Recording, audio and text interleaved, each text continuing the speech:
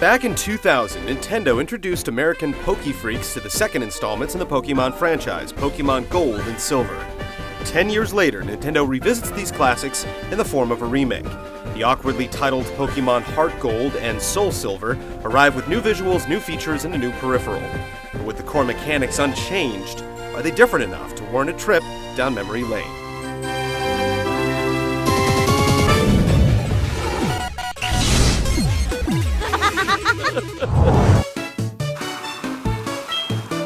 The Pokemon games have never really been about sweeping drama, and SoulSilver is no different.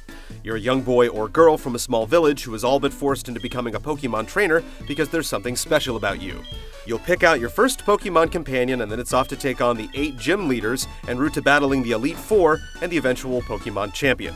Of course, a pesky organization of misfits is out to mess things up, but their efforts are both inept and pathetic. It's incredibly predictable and shallow, and if it sounds familiar, that's because it's pretty much the same premise of every main title in the series.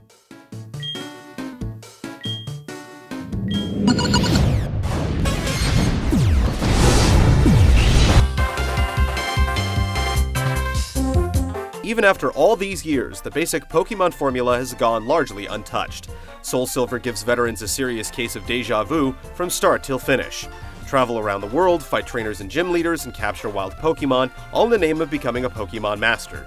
The remake remains faithful to the source material, but modernizes a few of the mechanics in order to make the game more accessible to newcomers. It's subtle enough to keep the experience fresh, but don't expect an entirely new game. Like the original, there's a ton of content packed into the experience, including an entirely new region with its own gym leaders and side quests waiting after the ending. Some new additions have also been thrown in to keep things fresh, such as the Pokeathlon, complete with mini-games for your Pokemon to compete in. Even the Battle Frontier makes a return, though it's virtually identical to the area found in Platinum. And for the most part, you're free to tackle whatever your heart desires at your leisure.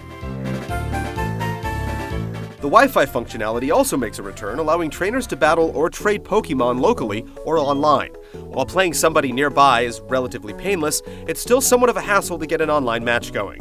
Trainers need to input friend codes before they can battle, and the lack of a lobby system to facilitate random duels is a pain. At least the voice chat functionality remains intact for the friends-only battles. Both versions of the game also come bundled with the Pokewalker peripheral, but it's more of a gimmick you'll try out once and forget about. Just getting through the Johto region will take 20 or so hours easily, while completing the Kanto region after will nearly double that. Throw in the countless multiplayer matches, additional side quests, and of course, the time it takes to obtain every Pokemon possible, and you're easily getting more than your money's worth in playtime.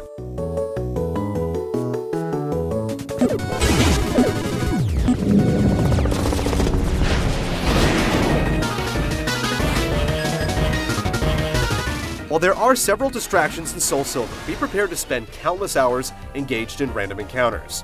The combat remains intact and untouched, and it's still one of the deepest systems out there. Though it's devoid of any real-time mechanics, and it ultimately comes down to tapping icons, battles are highly strategic in nature. Remedial battles become bothersome. It's the fights against tougher opponents, especially other human players, that prove most satisfying. That said, the way in which many of the battles unfold stands as the most annoying element. Get ready to endure countless random encounters, which become so frequent at points you can hardly walk a few steps without getting attacked. It's worse in the early segments when you have to walk to each destination, and though you eventually unlock the ability to warp to locations, there will remain many areas that can only be reached by walking.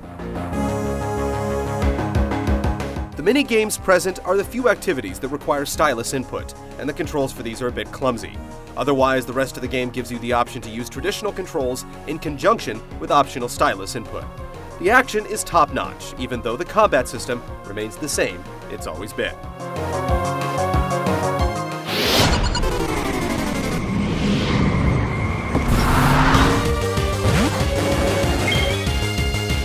Pokemon veterans will notice that everything feels familiar, yet new at the same time. It's a particularly nice touch that one of your Pokemon will follow you around on your journeys. Many of the classic tunes have been updated, though there are some holdovers. The soundtrack is still very catchy, but the same can't be said for the sound effects. Even after all this time, the Pokemon grunts and cries sound like crap, and many are just flat out painful to the ears. If only Nintendo would give us the option to turn their incessant battle cries off.